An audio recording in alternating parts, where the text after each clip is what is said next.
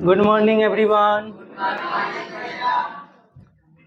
हम लोग कौन सा चैप्टर पढ़ रहे थे? बहादुर, जिसके लेखक हैं अमरकांत। हम लोग बहादुर चैप्टर पढ़ रहे थे जिसके लेखक है अमरकांत। बहादुर एक छोटा सा बच्चा का नाम है जो महज 13 साल का है। उसका पूरा नाम है दिल बहादुर। पूरा नाम क्या है? वो एक नेपाल का रहने वाला है। एक फैमिली में वो नौकर का काम करता है। उस फैमिली और उस नौकर की कुछ बातें हम लोग पढ़ चुके थे। उस फैमिली का एक बड़ा लड़का था जो कॉलेज जाता था। वो उसको बहुत पिटाई कर देता है एक दिन। वहां तक हम लोग पढ़ लिए थे। जैसे पिटाई करने की वजह यह थी कि वो जो नौकर था उसका साइकिल साफ नहीं किया था। तो उसके जो पिता थे वो उस नौकर से पूछते हैं कि तुमने साइकिल साफ क्यों नहीं करते। तो वो नौकर उसे बताता है कि बाबूजी, भैया ने मेरे बाप को क्यों लाकर खड़ा किया। वह रोते रोते बोला। कौन बोला? दिल बहादुर। मैं जानता था कि किशोर उसको और भी भद्दी गालियां देता था, लेकिन आज उसने सुअर का बच्चा कहा था जो उसे बर्दाश्त न हुआ। निसंदेह वह गाली उसके बाप पर पड़ती थी। मुझे कुछ हंसी आ गई। खैर, किशोर के व्यवहार को अच्छा नहीं कहा जा सकता था, पर गृह स्वामी होने के कारण मुझ पर कुछ और गंभीर दायित्व भी थे। शायद यहीं तक हम लोग पढ़े थे।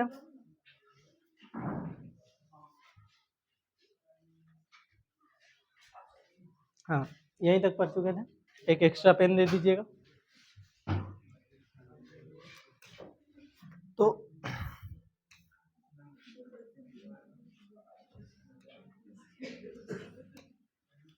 देखो, यहाँ तक हम लोग पढ़ चुके थे। जो उस फैमिली के सबसे बड़े थे, जो उस फैमिली के मेंबर थे, जो उस फैमिली के मुखिया थे, उनके ऊपर और भी कुछ दायित्व है। अगर वो किसी को लाए हैं, अपने घर में रखे हुए हैं, भले काम करने के लिए ही लाए हैं, तो उनका ये दायित्व बनता है कि उस बच्चे की सम्मान को ठेस न पहुंचे। तो यही इसमें लिखा जा रहा है कि होने के कारण मुझ पर कुछ और भी गंभीर दायित्व थे। तो अगर वो दोनों आपस में लड़ रहा है तो उसे समझा करके रखा जाना चाहिए।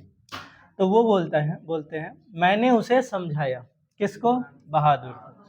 ये आदतें ठीक नहीं। तुम ठीक से काम करोगे तो तुमको कोई कुछ भी नहीं कहेगा। वो समझाते हैं किसको? दिल बहादुर को, कि अगर तुम ठीक से काम करोगे तो तुमको कोई कुछ भी नहीं बोलेगा। मेहनत बहुत अच्छी चीज है। जो उससे बचने की कोशिश करता है वह कुछ भी नहीं कर सकता। वो उसे बताते हैं कि मेहनत बहुत अच्छी चीज है। जो मेहनत से पीछे हटता है वो कुछ भी नहीं कर पाता है। रूठना फूलना मुझे सख्त नापसंद है। तुम तो घर के लड़के की तरह हो। घर के लड़के मार नहीं खाते। वो बताते हैं दिल बहादुर को कि रूठना फूलना जो आदत है वो बहुत बेकार आदत है, वो हमको पसंद नहीं है। खैर, तुम तो घर के लड़के हो और घर के लड़के कभी मार नहीं खाते किसी गलती के लिए। तो तुम समझ जाओ, हम तुमको जिस सुख आराम से रखते हैं वह कोई क्या रखेगा। जाकर दूसरे घरों में देखो तो पता लगे। नौकर चाकर भरपेट भोजन के लिए तरसते रहते हैं। चलो, सब खत्म हुआ, अब काम करो। ये सारी बातें वो दिल बहादुर को समझाते हैं और कहते हैं छोड़ो, जाने दो, जो हुआ सो हुआ, अब काम पर लग जाओ। वह चुपचाप सुनता रहा, फिर हाथ मुंह धोकर काम करने लगा। जल्दी वह प्रसन्न भी हो गया। रात में सोते समय वो अपनी टोपी पहनकर देर तक गाता रहा। लेकिन कुछ दिनों बाद एक और भी गड़बड़ी शुरू हुई। निर्मला बहुत पतली पतली रोटियां सेकती थी, इसलिए वह रोटी बनाने का काम कभी भी बहादुर से नहीं लेती थी। जो उनकी पत्नी थी निर्मला, वो बहुत पतला पतला रोटी बनाती थी और दिल बहादुर जिद करता था कि हमको खाना बनाने दीजिए। तो वो इसलिए दिल बहादुर को नहीं देती थी कि हो सकता है कि दिल बहादुर अभी नया है, तो जैसा हम बनाते हैं वैसा वो नहीं बना पाएगा। तो इसलिए उसे नहीं दिया जाता था खाना बनाने के लिए। आगे देखते हैं।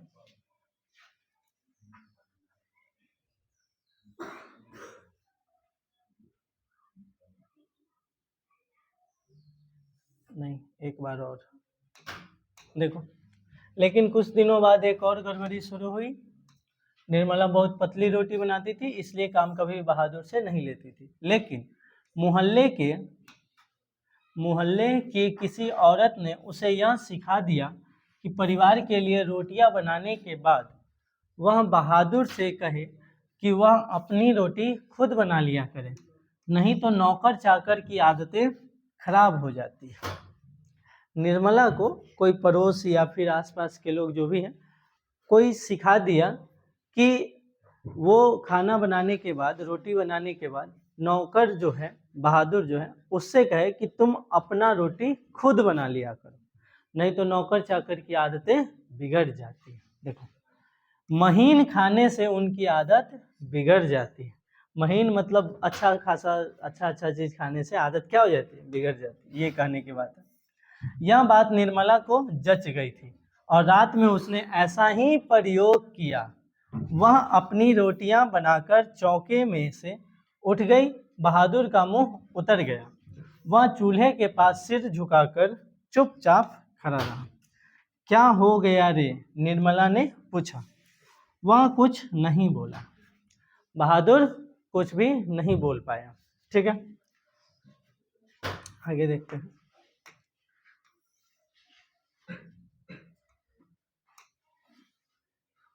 चल चुपचाप बना अपनी रोटियां। कौन बोल रही है?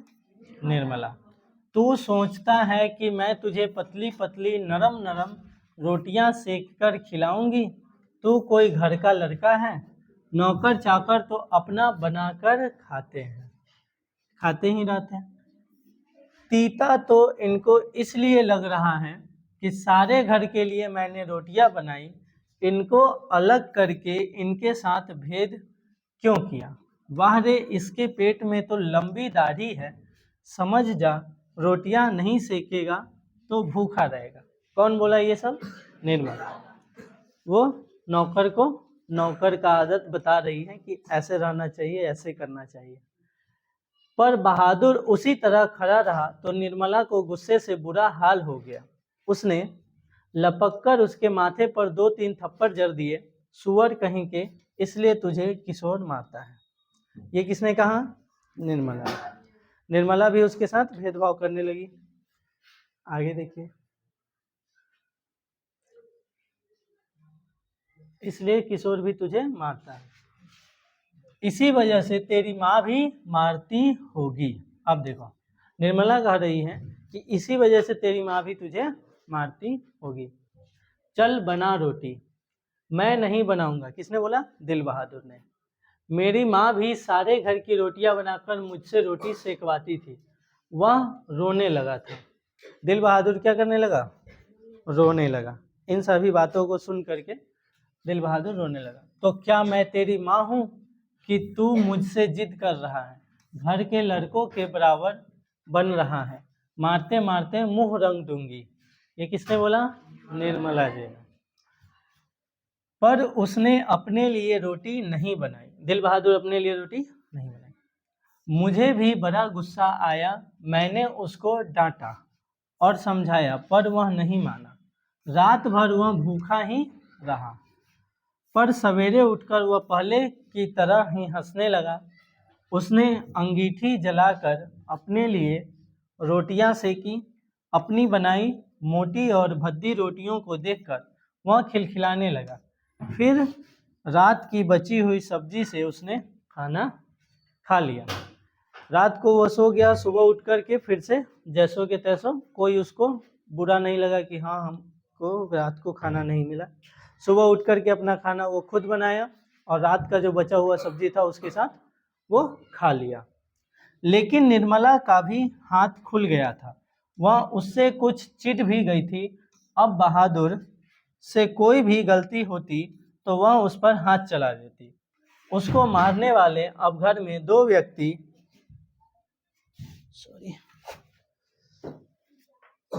उसको मारने वाले अब घर में दो व्यक्ति हो गए थे और कभी कभी एक गलती के लिए उसको दोनों मारते। एक ही गलती के लिए निर्मला भी मारती थी और किशोर भी मारता था। किसको? दिल बहादुर को। ठीक है।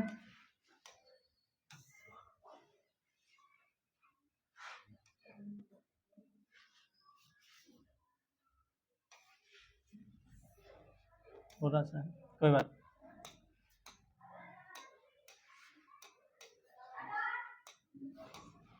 लेकिन निर्मला की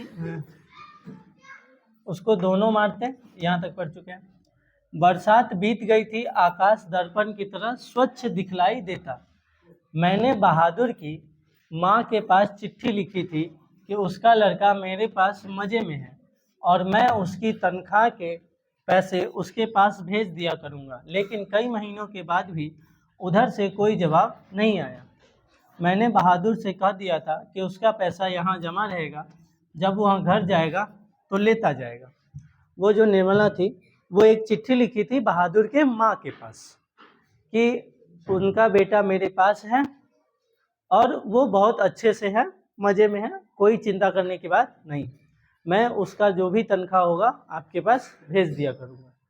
लेकिन उनका कोई भी जवाब नहीं आया बहुत दिनों तक। तो वो बहादुर को ही बोले कि तुम्हारा जितना भी तनख्वाह होगा वो सब मेरे पास ही रहेगा, जब तुम घर जाओगे उस समय ले लेना और चले जाना। पर अब बहादुर से भूल गलतियां अधिक होने लगी थी, शायद इसका कारण मारपीट और गाली गलौज हो। मैं कभी कभी इसको रोकना चाहता, फिर यह सोचकर चुप लगा जाता कि नौकर चाकर तो मारपीट खाते ही रहते हैं। कौन? ये लेखक बोल रहे हैं, जो निर्मला के पति हैं वो बोल रहे हैं कि इसको मैं रोकना भी चाहता था, लेकिन कभी कभी ये सोच कर के भी रुक जाता था कि नौकर चाकर तो मार खाते ही रहते हैं। आगे देखो नौकर के साथ कैसा व्यवहार हो रहा है। शुरू में कितना अच्छा व्यवहार था, अब देखो मारपीट खाते ही रहते हैं। एक दिन रविवार को मेरी पत्नी के एक रिश्तेदार आए, वह बीवी बच्चों के साथ थे। वह अपने किसी खास संबंधी के यहाँ आए थे, तो यहाँ भी भेंट मुलाकात करने के लिए चले आए। ऐसा होता है ना कि आस पड़ोस में कहीं पे गए हैं तो आस पड़ोस में अगर एक आध दो लोग और हैं तो उनके पास भी मिल लिए। घर में बड़ी चहल पहल मच गई। मैं बाजार से रोहू मछली और देहरादूनी चावल ले आया। वाह, कौन सा मछली लाए हैं? रोहू मछली। कौन कौन खाया इसमें रोहू मछली? जा चलो नीचे। मछली में ओए शांत रहो। अभी हम लोग के साथ मछली में सबसे अच्छा मछली रोहू को ही माना जाता है, दूसरा नंबर पे आता है गोल्डन, और जासर तो हमको महा बेकार लगता है। इधर देखो, चलो अच्छी बात है, खाना चाहिए। ओए सुनो, खाना चाहिए, बस ये समुद्र वाला मछली को अवॉइड करना चाहिए। समुद्र वाला जो मछली होता है उसको नहीं खाना चाहिए। आपके आसपास के तालाब में है वो सब मछली अच्छा है, समुद्र वाला मछली को अवॉइड करें। ऐसे उसके कुछ साइड इफेक्ट भी बहुत ज़्यादा होते हैं। एक कोई देश है, नाम ध्यान में नहीं है, वो एक मछली समुद्र से एक मछली लेकर के खाई थी। उस मछली को एक वायरस हो गया था, तो वो वायरस उस इंसान को हुआ, उस इंसान के फैमिली को हुआ, जो भी लोग उससे जुड़े पूरे गांव को हुआ, पूरे शहर को हुआ, और उसी से एक बहुत बड़ा महामारी भी आ गया था। वो पूरा एग्जैक्ट ध्यान में नहीं है नाम के साथ। तो एक ऐसी बीमारी थी जो मछलियों के कारण इंसानों में फैल गया, और वो समुद्री मछली था। समुद्र में ऐसे बहुत सारे जीव होते हैं, तो इसलिए उसको थोड़ा सा अवॉइड करिए। आसपास वाला जो होता है ना उस पर विश्वास रहता है, जो तालाब ये सब में पालता है वही है। हम जो भी खरीदा करके आता है वो हम नहीं खाते, पोखरा में से पकड़ा के आएगा तब हम खाएंगे। देखो इधर कहाँ तक बताया। तो कौन सा मछली आए थे? वो रोहू मछली। और चावल कौन सा था? देहरादूनी चावल, वो लंबा लंबा वाला। आगे देखो, नाश्ता पानी के बाद बातों की जलेबी छनने लगी। नाश्ता पानी होने के बाद बातों की जलेबी छनने लगी, यानी कि बातचीत होने लगा। पर इसी समय एक घटना हो गई। अचानक उस रिश्तेदार की पत्नी नीचे फर्श पर झुककर देखने लगी। फिर उन्होंने चारपाई के अंदर झांक कर देखा। अंत में कमरे के अंदर गई और फर्श पर पड़े हुए कागजों को उठाकर जांच पड़ताल करने लगी। क्या बात है? मैंने पूछा। ये उससे पूछते हैं कि आखिर क्या बात है, तुम इतना गौर से ये क्या ढूंढ रहे हो? रिश्तेदार की पत्नी जबरदस्ती मुस्कुराकर मजबूरी में सिर हिलाते हुए बोली, क्या बताएं, 11 रुपए साड़ी की खूंट से निकलकर यहीं चारपाई पर रखे, पर वे मिल नहीं रहे हैं। आपको ठीक याद है ना? वो पूछते हैं उनसे। जो रिश्तेदार है वो चारपाई के नीचे देखने लगे, एक कागज उठा करके घर के आसपास खोजने लगे, और तो उनसे पूछा गया कि क्या हुआ, आखिर आप इतने परेशान क्यों दिख रहे हैं? तो वो बोलती हैं कि मैं 11 रुपए साड़ी के खूंट से निकाल कर, पहले अभी भी मम्मी लोग कुछ भी दिए तो साड़ी में कहीं पे बांध लेते, तो साड़ी के खूंट से निकाल करके चारपाई पे रखे थे, वो मिल नहीं रहा। तो वो पूछते हैं, आपको ठीक याद है ना कि आप चारपाई पे ही रखे थे? आगे देखिए, ये इल्जाम भी शायद बहादुर पे ही लगने वाला है। देखो, हाँ हाँ, खूब अच्छी तरह याद है। ये रुपए मैंने खूंट से बांध कर रखे थे, रिक्शे वाले को देने के लिए खूंट खोला ही था, फिर वे रुपए चारपाई पर रख दिए थे कि 4 रुपए की मिठाई मंगा लूँगी और कुछ बच्चों के हाथ पर रख दूँगी। रास्ते में कोई ढंग की दुकान नहीं मिली थी, नहीं तो उधर से ही लाती। किसी के यहाँ खाली हाथ जाने में अच्छा भी नहीं लगता। बताइए, अब तो मैं कहीं की न रही। फिर मेरी ओर झुककर धीमे स्वर में कहा था, जरा उससे पूछिए ना, वह इधर आया था, कुछ देर तक यहाँ खड़ा रहा, फिर तेजी से बाहर चला गया। वो जो रिश्तेदार थी वो बताती हैं कि उससे पूछिए, किससे? बहादुर से, कि वो यहाँ कुछ देर पहले आया था और फिर कुछ देर खड़ा रहा और फिर तेजी से चला गया। अरे नहीं, वह ऐसा नहीं है, मैंने कहा। वो बोलते हैं कि वो ऐसा नहीं है, वो पैसा नहीं चुरा सकता है। You do not know, these people are expert in this art, रिश्तेदार ने कहा। वो जो महिला थी जिनका 11 रुपए गुम हो गया था, वो इंग्लिश में बोलती हैं कि you do not know, these people are expert in this art. इस काम करने के लिए, पैसा चुराने के लिए, पैसा छिपाने के लिए कोई एक्सपर्ट बनने की जरूरत नहीं है। रिश्तेदार ने कहा। किसने कहा? रिश्तेदार ने। मैंने बहादुर की ओर तिरछी दृष्टि से देखा। वह सिर झुकाकर आटा गूंथ रहा था। उसके चेहरे पर संतुष्टि एवं प्रफुल्लता थी। उसने ऐसा काम तो कभी नहीं किया, बल्कि जब कभी उसने 2-4 आने इधर उधर पड़े देखे तो उठाकर निर्मला के हाथ में दे दिए थे। पर किसी के दिल की बात कोई कैसे जान सकता है, न मालूम अचानक मुझे क्या हो गया और मैं गुस्से में आ गया। वो बोलते हैं कि बहादुर ऐसा कर ही नहीं सकता है। बहादुर के पास वो देखते हैं तो बहादुर एकदम कोई भी डर नहीं, कोई भी चेहरे पर कोई डर नहीं दिख रहा था, वो अपना काम कर रहा था, आटा गूंथ रहा था। ये कहते हैं कि बहादुर जो है उसका आदत इस तरह का नहीं, वो जब कभी भी इधर उधर पैसे देखता है तो उठा करके निर्मला को दे देता है। लेकिन पता नहीं मुझे क्या हो गया, मुझे गुस्सा आ गया, अब ऐसा क्यों हुआ पता नहीं। और इनको जैसे ही गुस्सा आया ये बहादुर से पूछ बैठे। इनको गुस्सा आया तो ये बहादुर से क्या कर बैठे?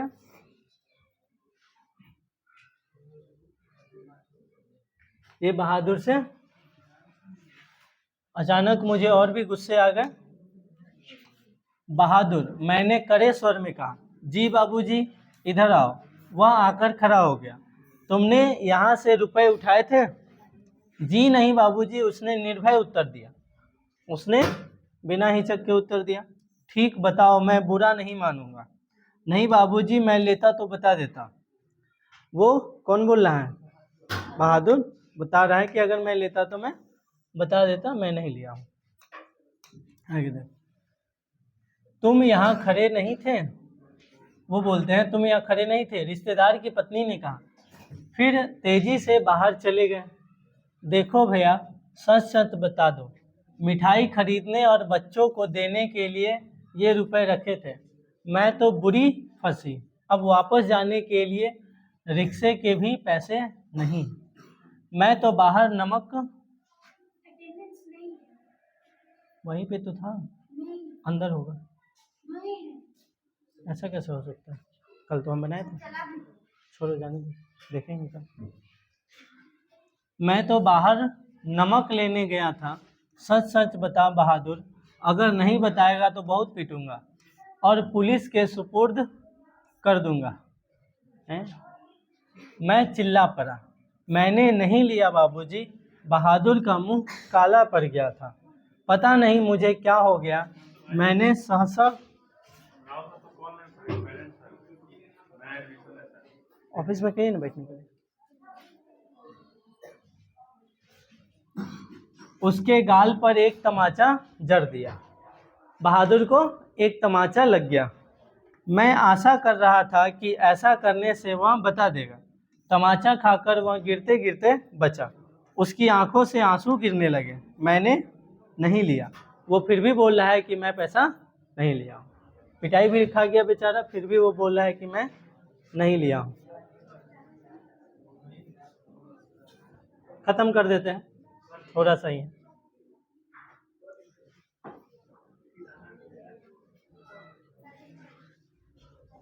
इसी समय रिश्तेदार साहब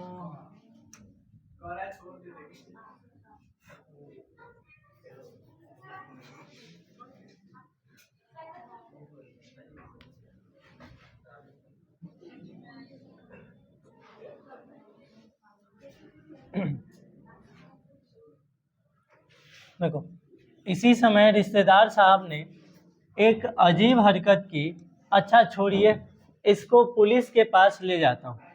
इतना कहकर उन्होंने बहादुर का हाथ पकड़ लिया और उसको दरवाजे की ओर घसीट कर ले गए। पर दरवाजे के पास उससे धीरे से बोले, देखो तुम मुझे बता दो, मैं कुछ नहीं करूँगा, बल्कि तुमको इनाम में 2 रुपए दे दूँगा। पर बहादुर ने इनकार कर दिया। इसके बाद रिश्तेदार साहब 2-3 बार उसको दरवाजे की ओर खींच कर ले गए, जैसे पुलिस को देने ही जा रहे हैं।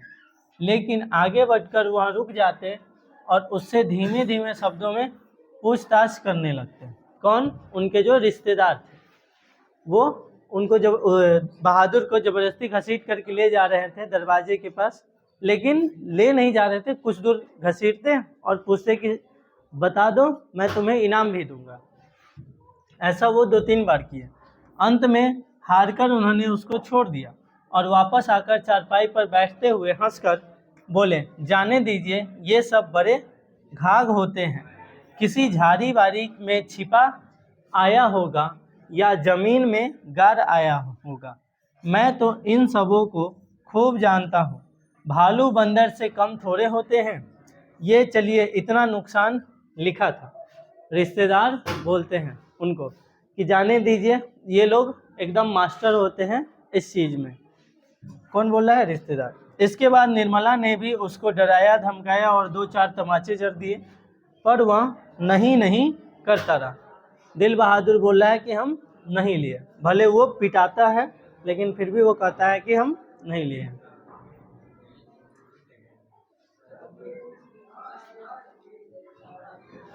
इस घटना के बाद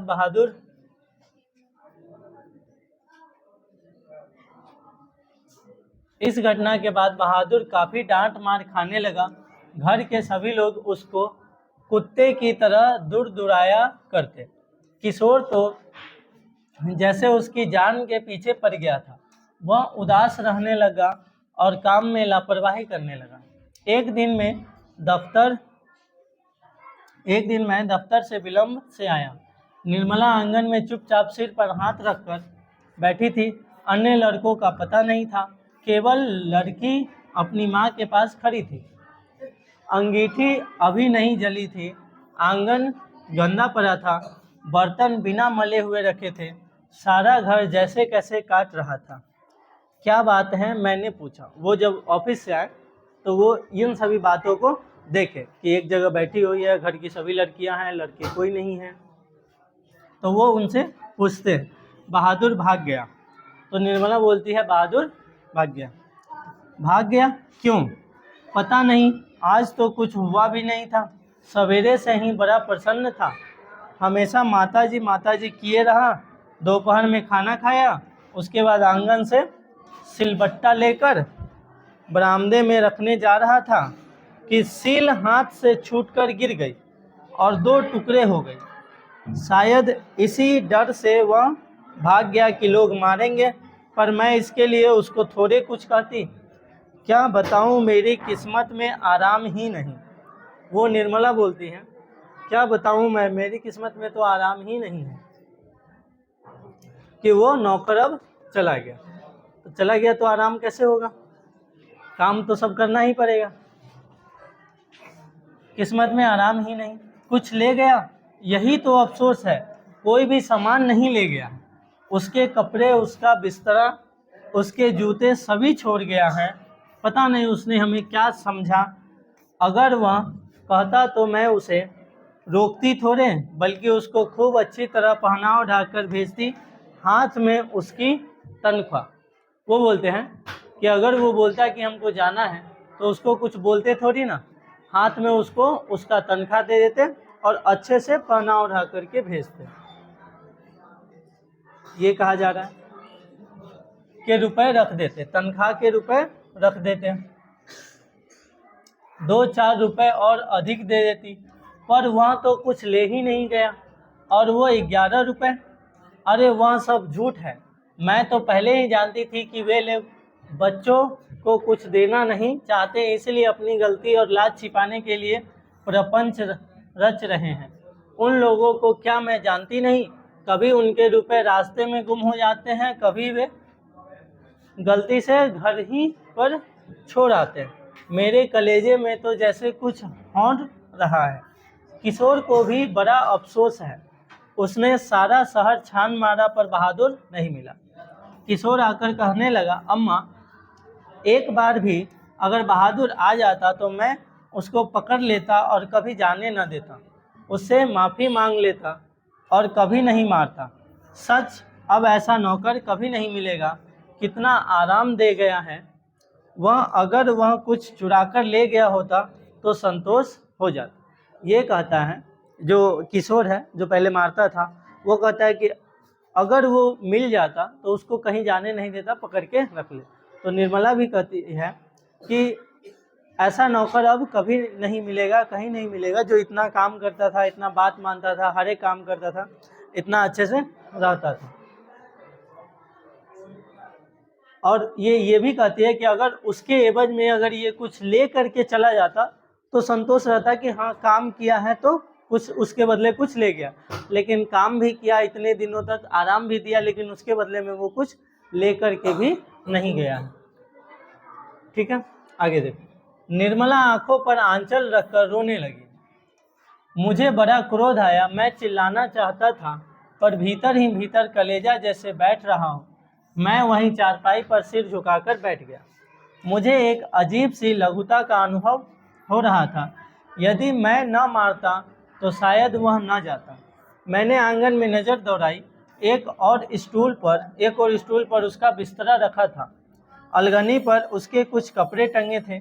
स्टूल के नीचे वह भूरा जूता था जो मेरे साले साहब के लड़के का था। मैं उठकर अलगनी के पास गया और उसके नेकर की जेब में हाथ डालकर उसके सामान निकालने लगा। वहीं गोलियां, पुराने ताश की गड्डी, खूबसूरत पत्थर, ब्लेड, कागज़, किनारे, ये सभी चीज़ें वो उसकी जेब से निकालने लगे। तो इनको भी अफसोस हुआ कि घर के बाकी मेंबर उसको मारते थे, अगर हम नहीं मारे होते तो शायद वो नहीं जाता। अगर घर के सभी मेंबर उसके साथ दुर्व्यवहार करते हैं और हम भी उसके साथ वही किए, तो उसको ये एहसास हो गया होगा कि अब मेरा यहाँ रहना ठीक नहीं है, क्योंकि कोई भी मेरा बात समझने वाला नहीं है, मेरे पक्ष में कोई नहीं है। तो ये था दिल बहादुर की कहानी। एक नौकर के रूप में कितनी जिम्मेदारी होती है, कितनी बड़ी परेशानी होती है।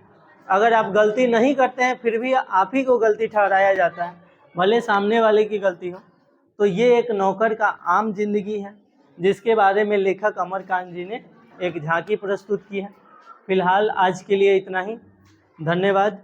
आप लोग रिवीजन कीजिए और कहानी को याद कीजिए। लिखना क्या है? सारांश। होमवर्क में आप लोग को सारांश लिखना है।